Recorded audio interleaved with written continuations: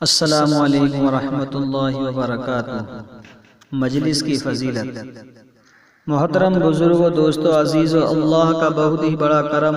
اور احسان ہوا کہ اللہ نے ہم سب کو عصر کی نماز باجماعت پڑھنے کی توفیق عطا فرمائی، اور مزید کرم یہ ہوا کہ دین کی مجلس میں دین کی فکروں کو لے کر بیٹھنے کی توفیق عطا فرمائی۔ یہ مجلس دیکھنے کے اعتبار سے بہت چھوٹی ہے، لیکن اللہ کے یہاں اس کی بہت بڑی قدر ہے، جس کے بارے میں حضور صلی اللہ علیہ وسلم نے ارشاد فرمایا، جو لوگ بھی اللہ کے ذکر کے لیے جمع ہوں اور ان کا مقصد صرف اللہ ہی کی رضا ہو، تو آسمان سے ایک فرشتہ آواز دیتا ہے کہ تم بخش دیے گئے اور تمہاری برائیوں کو نیکیوں سے بدل دیا گیا۔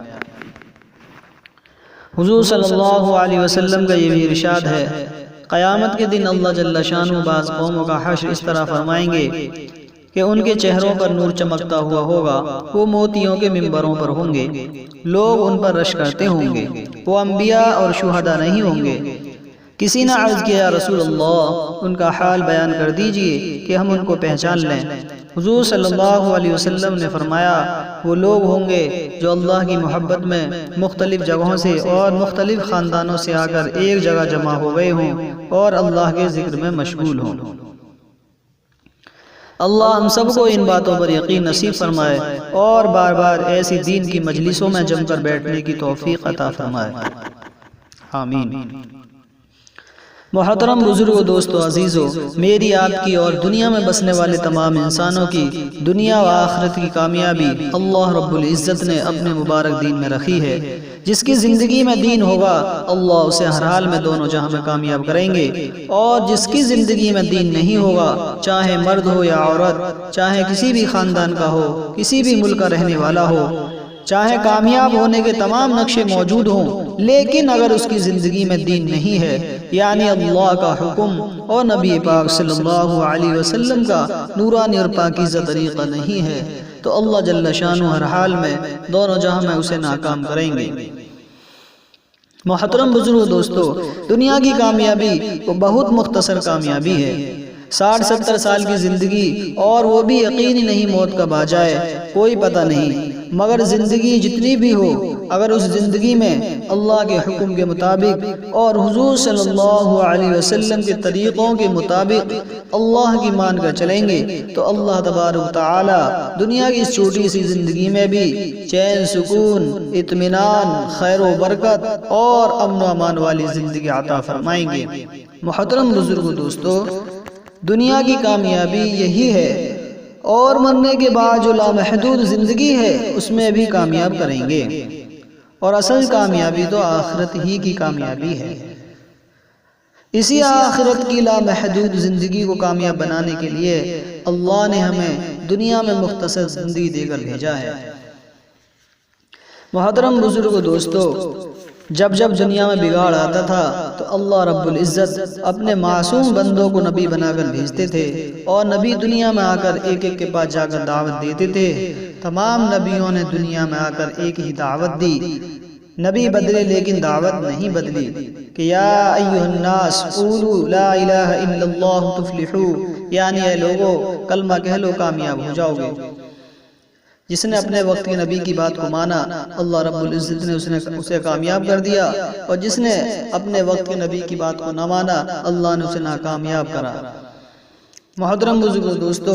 سب کے آخر میں ہمارے نبی حضرت محمد مصطفیٰ صلی اللہ علیہ وسلم دنیا میں تشریف لائے، اور انہوں نے بھی یہی دعوت کا مبارک کام کیا۔ مکے کی گلیوں میں، منا کی گھاٹیوں میں، طائف کے میدانوں میں اور مدینے کے بازاروں میں جاتے اور دعوت دیتے تھے۔ ایک ایک کے پاس 70 80 مرتبہ بھی گئے۔ یہ کام تمام نبیوں کی سنت ہے، اور حضور صلی اللہ علیہ وسلم کی خاص سنت ہے۔ اس محنت کو لے کر ہمیں بھی گشت والا عمل کرنا ہے۔ محترم بزرگوں، دوستو، دین کے اندر گشت کا مقام ایسا ہے جیسے بدن کے اندر ریڑھ کی ہڈی، یہ ام الاعمال ہے۔ اسی کے ذریعے تمام اعمال زندہ ہوتے ہیں۔ جس بستی میں اللہ پاک عذاب بھیجنے کا ارادہ کر بھی لیتے ہیں، لیکن وہاں اگر 3 قسم کے لوگ ہوتے ہیں تو عذاب کو روک لیتے ہیں۔ مسجد کو آباد کرنے والے، اللہ کے واسطے آپس میں محبت کرنے والے، اور آخری راتوں میں استغفار کرنے والے۔ تو ہم جو یہاں جمع ہوئے ہیں صرف اللہ کی محبت میں جمع ہوئے ہیں، اور مسجد کی آبادی کی فکر کے لیے جمع ہوئے ہیں۔ اور اگر ہمارے کہنے سننے سے کوئی اللہ کا بندہ راہ راست پر آ گیا تو راتوں کو اٹھ کر رونے والا اور استغفار کرنے والا بنے گا۔ اور اس کام سے چاہا بھی یہی جاتا ہے کہ اللہ سے بچھڑے ہوئے بندوں کو اللہ سے ملانا ہے، اور اس کے لیے بے غرض بن کر بے طلب بندوں کے پاس جانا ہے، اور کمزور ایمان کو لے کر جانا اور قوی ایمان کی دعوت دینا ہے تاکہ ہمارا ایمان قوی ہو جائے۔ یہ کام صرف ثواب کے لیے وظیفہ کی طرح نہیں ہے، بلکہ یہ کام ہمارا مقصد ہے۔ اس کام کو کرنے پر ہمیں کیا ملے گا یہ تو ہم سوچ بھی نہیں سکتے۔ فضائل صرف اس لیے بتائے جاتے ہیں تاکہ ہمارے اندر کام کرنے کا شوق پیدا ہو۔ محترم بزرگ دوستو، ایک حدیث پاک کا خلاصہ ہے، جو شخص اس کام کے لیے قدم اٹھاتا ہے تو پہلے ہی قدم پر اس کی مغفرت کر دی جاتی ہے۔ حضرت سہیل رضی اللہ عنہ فرماتے ہیں کہ میں نے حضور صلی اللہ علیہ وسلم کو ارشاد فرماتے سنا، تم میں سے کسی کا ایک گھڑی اللہ کے راستے میں کھڑا رہنا اپنے گھر والوں میں رہتے ہوئے ساری عمر کے نیک اعمال سے بہتر ہے۔ حضرت انس رضی اللہ عنہ فرماتے ہیں کہ حضور صلی اللہ علیہ وسلم نے ارشاد فرمایا، اللہ کے راستے میں ایک صبح یا ایک شام دنیا اور ما فیہا سے بہتر ہے۔ بخاری شریف۔ محترم بزرگ دوستو، ایک قدم پر 700 قدم کا ثواب، اور ایک مرتبہ سبحان اللہ کہیں گے تو 7 لاکھ مرتبہ سبحان اللہ کہنے کا ثواب ملے گا۔ محترم بزرگ دوستو، یہ بہت اونچا عمل ہے، نبیوں والا عمل ہے، اس لیے اس کے کچھ اصول اور آداب بھی ہیں۔ اگر اصول اور آداب کے ساتھ کام ہوگا اور مجاہدے اور قربانی کے ساتھ ہوگا تو ہدایت وجود میں آئے گی۔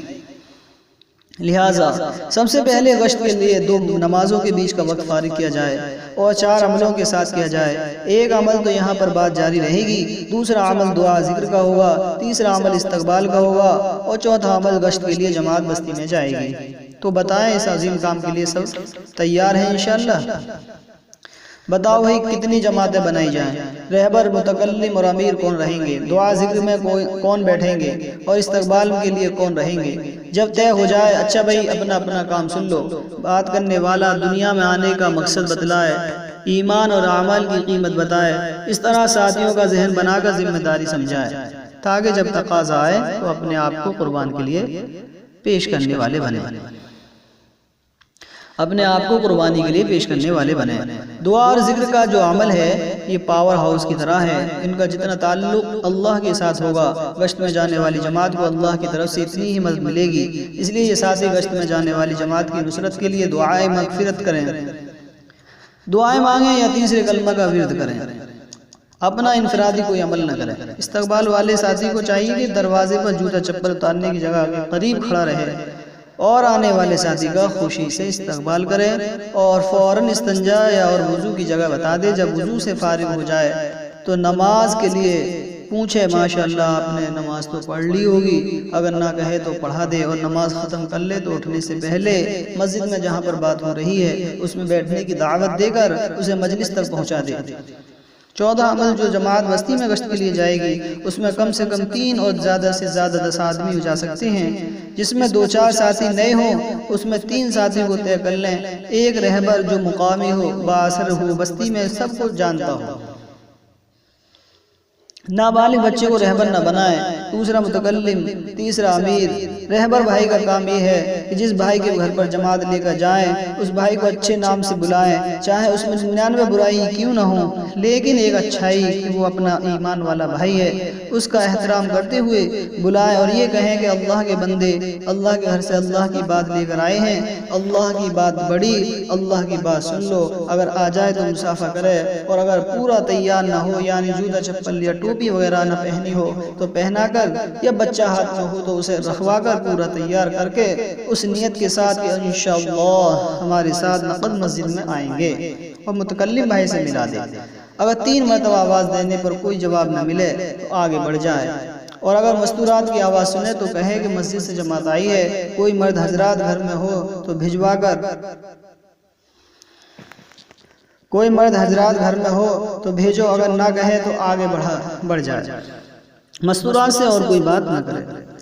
متکلم بھائی کا کام یہ ہے کہ آنے والے بھائی کے ساتھ مسافہ کرے اور خیر خیریت پوچھے، اور تمام ساتھیوں کی طرف متوجہ ہو کر ایمان والے کی قیمت بتائے، ایمان اور اعمال کی طاقت بتائے، اور قبر اور حشر کی یاد دلائے، فضیلت والی باتیں بتائے، وعید نہ بتائے، کامیاب ہے وہ بات کرنے والا جو مختصر بات کر کے ساتھی کو مسجد میں بھیج دے، اتنی کم بات بھی نہ کرے کہ اعلان ہو جائے اور اتنی لمبی بات بھی نہ کرے کہ بیان ہو جائے، اور بتائے کہ یہ سب محنت سے حاصل ہوگا، اور اسی سلسلے میں گشت والی میں محنت ہو رہی ہے اور مسجد میں تفصیل سے بات ہو رہی ہے، تو ہم آپ کو لینے کے لیے آئے ہیں، اگر تیار ہو جائے ایک دو ساتھی اکراماً ان کے ساتھ کر دیے جائیں تاکہ مسجد تک ان کو پہنچا دیں، اور اگر کوئی عذر پیش کرے تو صحابہ رضی اللہ عنہ کی قربانی بتا کر نقد مسجد میں لانے کی کوشش کرے، اور اگر پھر بھی عذر پیش کرے اور کہے کہ انشاءاللہ میں نماز میں پہنچتا ہوں، تو ان کو فکر مند بنا کر چھوڑ دے کہ جلدی سے فارغ ہو کر ملنے جلنے والوں کو بھی ساتھ لے کر مسجد میں پہنچ جائے، اور نماز کے بعد تھوڑی دیر تشریف رکھنا، انشاءاللہ ایمان اور یقین کی بات ہوگی۔ امیر کا کام یہ ہے کہ جب جماعت کو مسجد سے لے کر نکلے تو گشت کی مناسبت سے مختصر دعا کرتے ہوئے اللہ سے مدد مانگتے ہوئے نکلے، کیونکہ صرف ہمارے کہنے سننے سے کچھ نہیں ہوتا، کرنے والی ذات صرف اللہ ہی کی ہے۔ جب مسجد سے نکلے تو ساتھیوں کو راستے کے ایک کنارے سے چلائے تا راستے میں تکلیف دینے والی چیز بڑی ہو اور آسانی سے ہٹا سکتے ہو تو اس کو ہٹاتے ہوئے چلے، دل میں اللہ کا ذکر ہو، گلی کوچوں میں جا کر تو تیسرا کلمہ پڑھے، اور بازار سے گزرے تو چوتھا کلمہ پڑھے، دل میں یہ فکر ہو کہ کس طرح تمام انسانوں کا تعلق اللہ کے ساتھ ہو جائے، نظریں نیچی ہو، اتنی نیچی بھی نہ ہو کہ یہ جان کا خطرہ جب ہو جائے، اتنی اونچی بھی نہ ہو کہ ایمان کا خطرہ ہو جائے، بلکہ درمیانی نظر ہو، جس طرح نماز میں قیام کی حالت میں ہوتی ہے۔ یہ گشت جو ہے نماز کے باہر کی زندگی کی مشق ہے کہ امیر کی ابتدا زبان پر ذکر، دل میں آخرت کی فکر، نیچی نظر، ادھر ادھر نہ جھانکنا، بات چیت نہ کرنا، صرف متکلم کی بات قرات سننا، اور آخر میں استغفار کرنا۔ 24 گھنٹے ہمارے اسی طرح گزریں، اس کی یہ مشق ہے۔ اگر کوئی ساتھی ذکر سے غافل ہو تو اس کے قریب جا کر ذرا اونچی آواز سے ذکر کرے تاکہ وہ بھی ذکر کرنے والا بن جائے۔ محترم بزرگو دوستو، جب کسی گھر پر جائے تو پردے کا لحاظ کرتے ہوئے ایک طرف کھڑے رہیں، اور رہبر بھائی کے سوا کوئی دوسرا ساتھی آواز نہ دے، اور متکلم کے سوا اور کوئی بات نہ کرے۔ اگر ضرورت ہو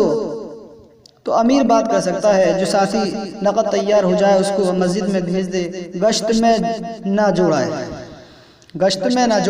کیونکہ اس نے آداب نہیں سنے ہیں، اگر کوئی بے اصولی ہو جائے گی تو کام میں نقصان ہوگا، اس لیے گشت وہی لوگ کریں جو مسجد سے گشت کے آداب سن کر گئے ہیں۔ جب گشت ختم کرے تو ندامت کے ساتھ استغفار پڑھتے ہوئے مسجد میں داخل ہو، اور جہاں پر بات ہو رہی ہے سب ساتھی اس میں جڑ جائیں، اور بات کرنے والے کو چاہیے کہ اذان سے 10 منٹ پہلے بات ختم کر لے، اور کہے کہ ماشاءاللہ نماز کے بعد بھی بات ہوگی، تو مختصر سنت وغیرہ پڑھ کر سب جڑ جائیں اور اوروں کو بھی جوڑنے کی کوشش کریں۔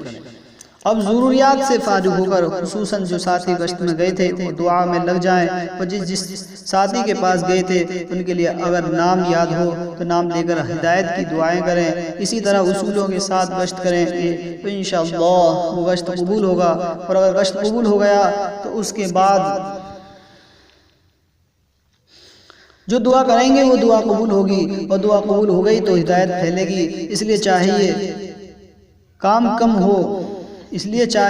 کم ہو لیکن اصولوں کے ساتھ ہو، اور ہمارے بڑوں کی منشا کے مطابق ہو۔ اللہ ہم سب کو اصولوں کے ساتھ کام کرنے کی توفیق عطا فرمائے، آمین۔